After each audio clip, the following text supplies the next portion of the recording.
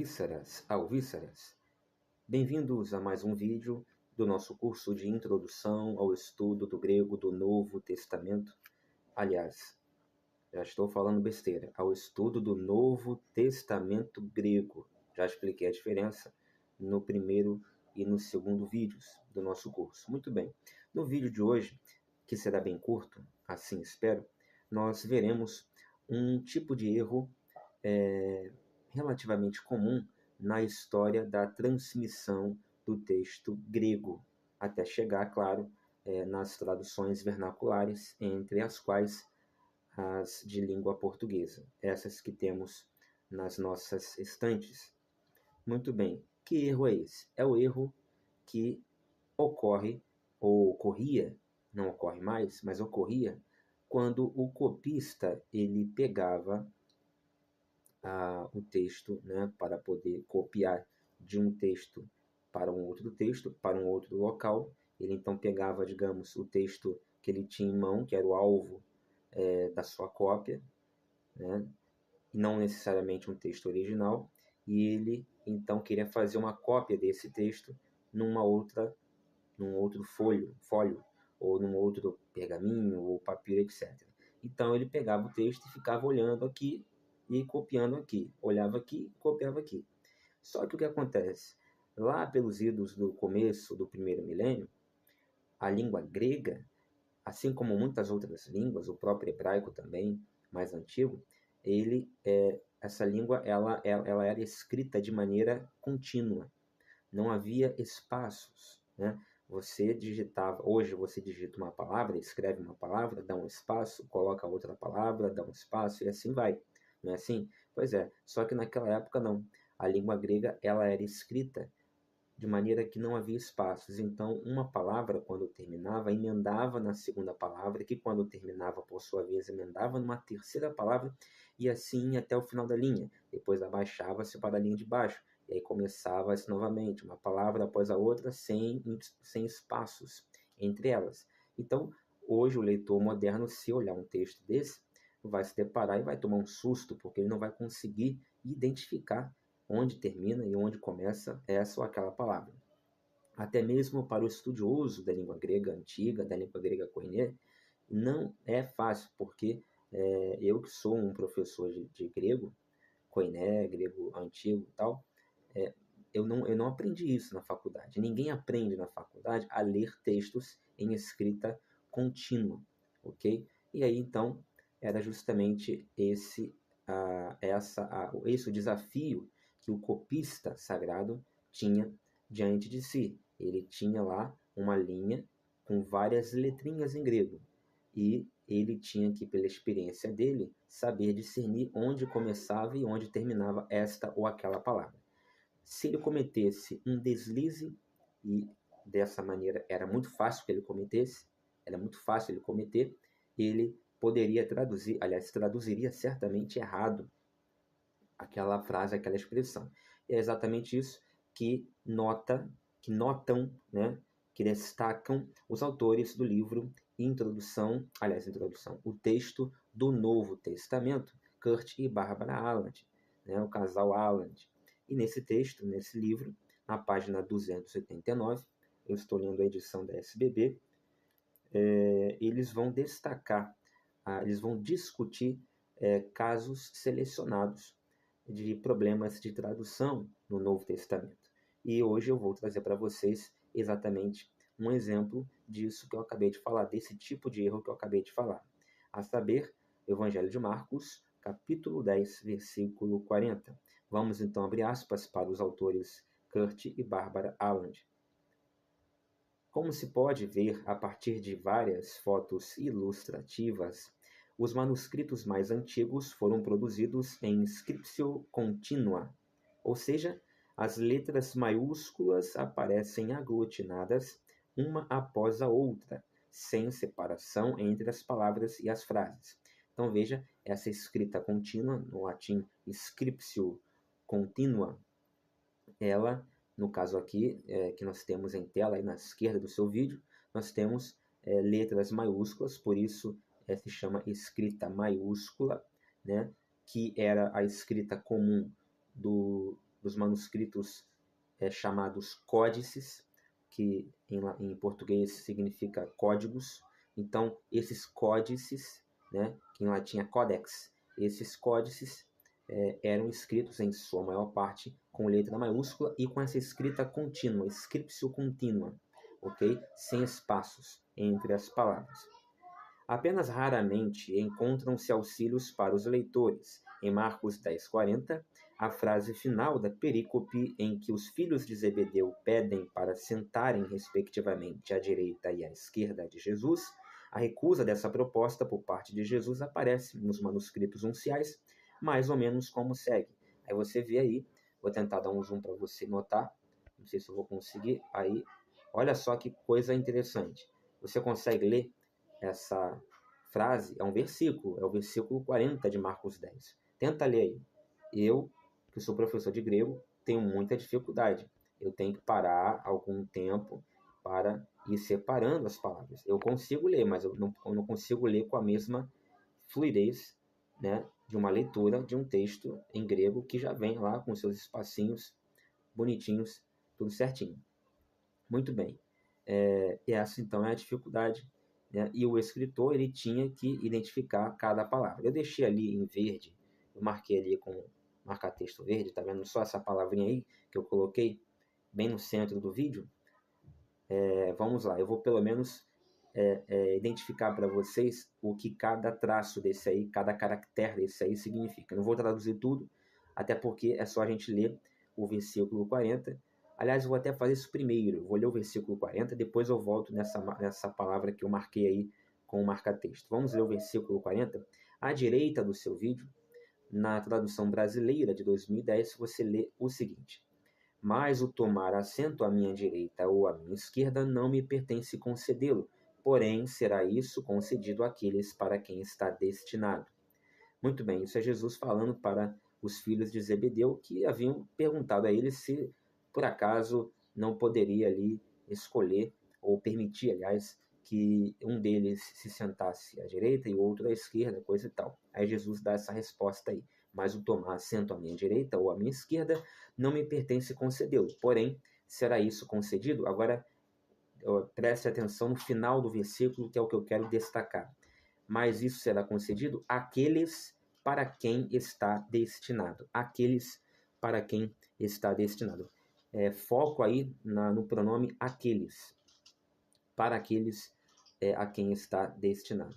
Então, você vai lá agora na esquerda do seu vídeo, nessa palavra que eu marquei. Para quem não sabe, ok? Essa parte que está em verde no centro do seu vídeo é uma palavra, tá? É uma palavra. Veja que não há realmente espaço nem para a esquerda nem para a direita em relação às outras palavras. Essa é a dificuldade, ok? Mas essa palavra você tem ali o alfa, um lambda, o outro lambda, um ômicron, um iota e um aparente C. Aí pausa para uma rápida consideração, para que você, só de curiosidade, fique sabendo aí e ganhe aí cultura. Esse C nos parece um C, mas não é um C. Não havia letra C. Não tem C no alfabeto grego. Essa letra que parece um C da língua portuguesa, do alfabeto da língua portuguesa, na verdade é um sigma. Você deve saber que o sigma é o equivalente ao nosso S na língua portuguesa, no alfabeto da língua portuguesa. Pois é. Puxa, mas então parece um C. Por quê? Pois é, fique sabendo você que a letra C, ela tem esse aspecto, essa aparência a qual nós conhecemos, parece um O quase fechado, ela tem esse símbolo porque o sigma era grafado dessa maneira em algumas escritas gregas, em algumas tipologias, né, do alfabeto grego. Ok? Se você estudar a gramática de língua grega, você vai ver que o sigma ele não tem essa grafia. O sigma maiúsculo é aquele símbolo da integral, né, lá que você aprende em matemática, em cálculo, né, na faculdade e tal. Aquele símbolo da integral. Esse é o sigma. É como se fosse um M de lado, um M em pé. Enfim, você procura aí na internet se você não entendeu o que eu disse. mas não era essa a grafia. Vou dar um zoom aqui para você entender, ó. Tá vendo só? Vou dar um zoom bem grande, ó. Olha só. Esse C aí não é um C, é um sigma, tá? Puxa, mas parece um C. Pois é o que eu falei.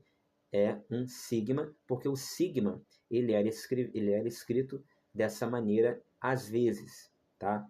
Ah, mas na gramática de grego, o sigma ele tem o sigma maiúsculo. Ele parece esse símbolo que você falou agora, da integral, né, que a gente aprende em cálculo. Não tem nada a ver com isso aí.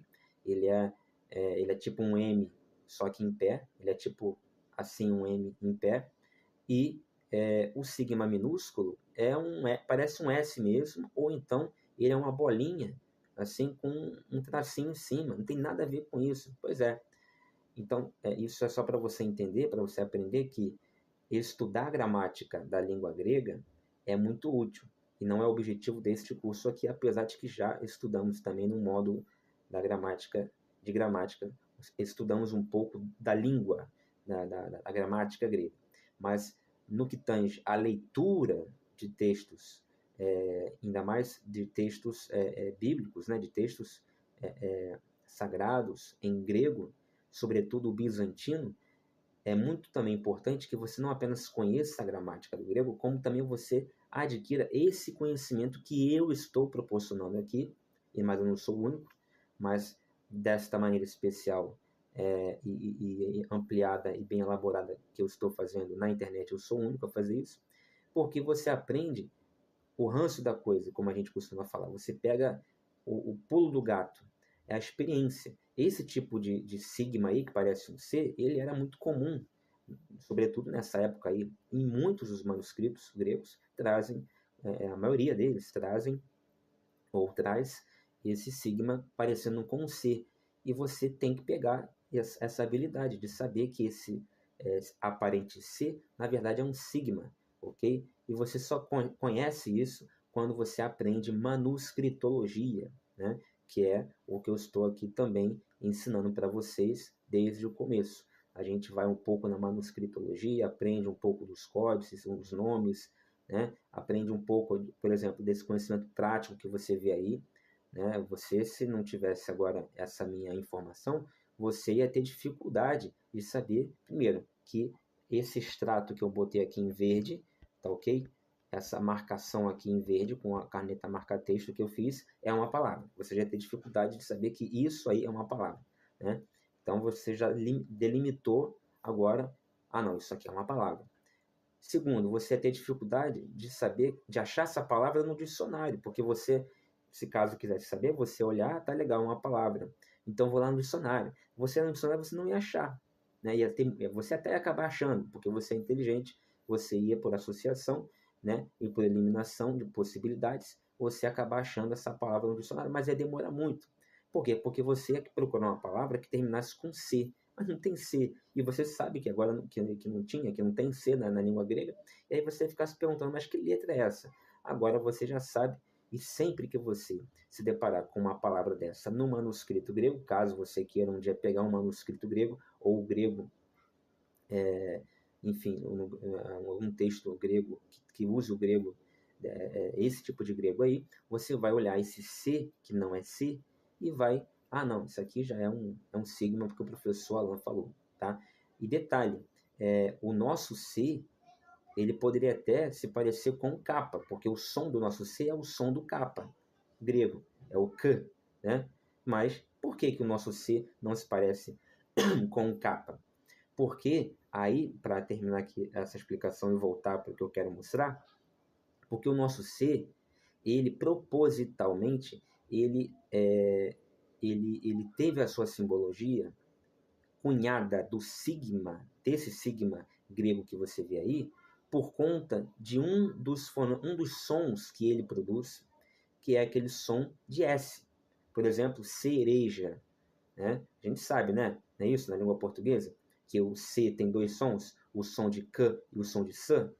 Camisa, cereja, tudo é com C, começa com C. São dois sons diferentes. Pois é, mas escolheram. Aí a gente teria que ver um outro vídeo para contar a história do alfabeto. Eu fico devendo esse vídeo para mostrar a você a origem dos sons e da grafia, da simbologia de cada letra do nosso alfabeto, ok? Então, escolheram o símbolo que o C tem, né? Que a letra C tem no nosso alfabeto, por conta dessa aproximação com o som, o fonema desempenhado, executado pelo sigma grego. Tá ok? Muito bem, é uma parte da explicação essa aí. Nós vamos voltar para o nosso texto aqui de Marcos 10:40. Deixa eu tirar o zoom. Vamos lá, tirar todo o zoom. Muito bem. Então, continuando aqui a leitura. Então, você tem aí já lemos o versículo em português, e aí você tem esse versículo aí em grego contínuo, em scriptio continua. Aí os autores vão continuar. No final desta sequência, agora eu solicito a atenção de vocês para entender o porquê, aliás, a consequência de alguém errar na hora de copiar um texto como esse, ok? Já vimos o tipo de erro que pode acontecer quando alguém copia um texto em scriptio continua, como esse. Já vimos o que pode acontecer isso. Agora vamos ver um exemplo de erro e a consequência semântica, hermenêutica, que esse erro pode causar. Vamos lá. Continuando então. No final desta sequência, dependendo da separação que se fizer entre as palavras, as mesmas letras podem resultar num texto totalmente diferente. Então é essa a consequência, tá? Se o camarada, ali onde eu cortei ali, ó, botei ali, eu marquei a palavra ali, tá certo? Começando com alfa, tá vendo? Se o camarada começar no iota, em vez de ele ler alois ou halóis, ele vai ler ialois ou ialróis. Depende da separação. É justamente o que a gente vai ver agora. Perceba que existem duas possibilidades de nós lermos essa palavra que eu marquei ali, ok? É o que a gente vai ler agora. As letras alfa, lambda, ômicron, iota e sigma podem ser lidas de duas maneiras diferentes, como duas palavras ou como uma palavra só. Então, como duas palavras, ficaria assim, al-rois, tá ok? Olha, vou dar um zoom para você ver, ó, o que os autores dizem. Al-rois, mais aos que. Então, ficaria assim a tradução. Mas o tomar assento à minha direita ou à minha esquerda não me pertence concedê-lo, porém será isso concedido aos que, ou aqueles, né, mesma coisa, para quem está destinado. Então, quem gosta dessa passagem são os adeptos da predestinação, né? Calvinista. Muito bem. Então, se lermos como al-rois, né, que significa mais aos que, então a gente poderá ler do jeito mesmo que acabamos de ler, na versão aí da tradução brasileira, na versão da Bíblia de Jerusalém, praticamente todas as versões, né? Todas as versões trazem corretamente, tá? Corretamente, já antecipo aí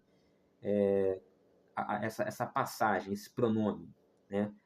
Então, eles separam aí, ó, depois do segundo lambda e antes do ômicron, os tradutores de todas as Bíblias, eu não conheço nenhuma que traga diferente, eles separam ali uma palavra para outra, ou seja, a primeira palavra termina no segundo lambda, a segunda palavra começa no ômicron. Então fica assim, al-rois,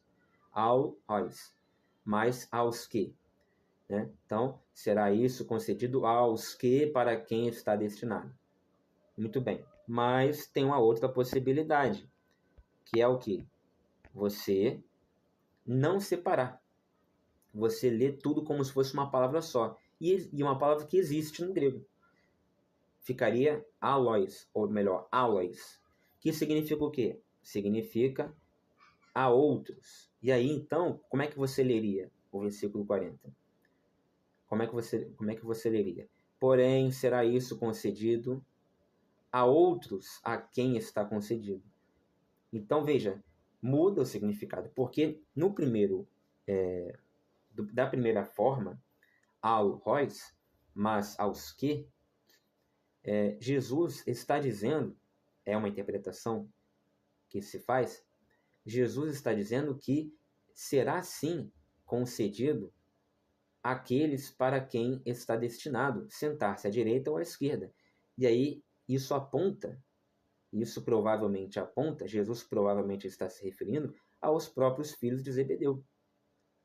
Né? Por quê? Porque você vai lá no versículo 37, olha lá, responderam-lhe, concede-nos que na tua glória nos sentemos, um à tua direita e outro à tua esquerda.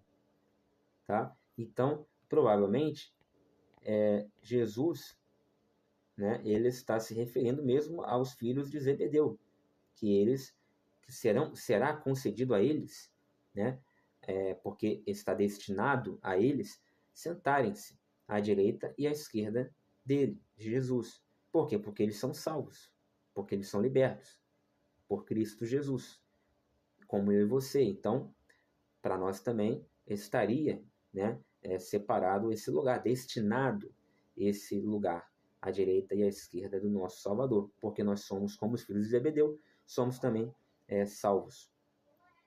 Então, essa é a leitura que se faz com relação à primeira opção, ok? Você separar as palavras, ao rois, mais aos que. Agora, se você não separar e você ler tudo junto, alois, então, que significa, né, a outros, então a leitura muda. Ficaria, porém, será isso concedido a outros a quem está destinado. A outros que não são, portanto, aqueles que estão ali falando com Jesus.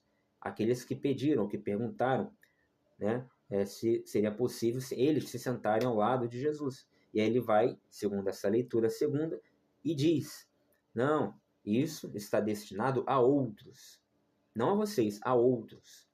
E aí, então, seria uma leitura possível do ponto de vista da transmissão do texto, né, da tradução do texto, só que não é possível, porque não é coerente com toda a doutrina de Jesus, todo o evangelho, tudo aquilo que ele já disse, tudo aquilo que a gente já leu e a gente lê em outras passagens. Por quê? Porque como é que seria coerente Jesus falar para seus seguidores mais próximos que não está destinado a eles sentarem-se do lado dele, Jesus? Então, ninguém vai sentar do lado de Jesus, então, porque se nem eles, os filhos de Zebedeu, vão sentar, eu não vou sentar, você não vai sentar, ninguém vai sentar. Então, não é coerente. Claro, ainda tem muito mais argumentos aí que sustentam, e é por isso, não é à toa, que corretamente as Bíblias trazem a primeira opção. Eu só estou mostrando para você que, do ponto de vista da tradução e da transmissão do texto, existem esses erros, ok? Na hora que o camarada está lendo aqui, ele pode ir no banheiro, quando ele volta, ele, em vez de ele voltar a copiar de onde ele parou, ele volta uma linha abaixo. Tem esse erro aí, que o camarada ele tem lá uma escrita contínua. E aí ele tem que separar certinho as palavras. Só que aí cai no problema desse aí de existirem duas palavras, uma com a separação no meio e a outra que não tem separação, e ele achar que a palavra é uma só, não são duas. Então, se o cara achar que é uma só, ele não separa. Se ele não separar, ele lê de uma forma. Se ele achar que são duas palavras, ele separa uma da outra e lê de outra forma ainda. E assim vai. Então, veja como é que é complicado. E não é sem razão que o Novo Testamento grego possui vários e vários erros de tradução, de transmissão, acréscimos, ausências de textos que são retirados por interesses teológicos e tal. Bom, então esse foi o exemplo aí desse tipo de erro que eu queria trazer para vocês. Vamos só finalizar aqui o que nos diz os autores e finalizaremos também o vídeo. Veja lá o que eles vão dizer. Assim, o sentar-se ao lado de Jesus está reservado ou para aqueles para os quais esses lugares foram preparados, e isto poderia incluir os filhos de Zebedeu, ou para outras pessoas, isto é, não incluindo os filhos de Zebedeu, que é o que eu disse, ok? Então, eu espero que você tenha gostado e aprendido mais essa lição de crítica textual, de manuscritologia, ok? Enfim, de exegese do texto bíblico do Novo Testamento. Até o próximo vídeo, se Deus quiser.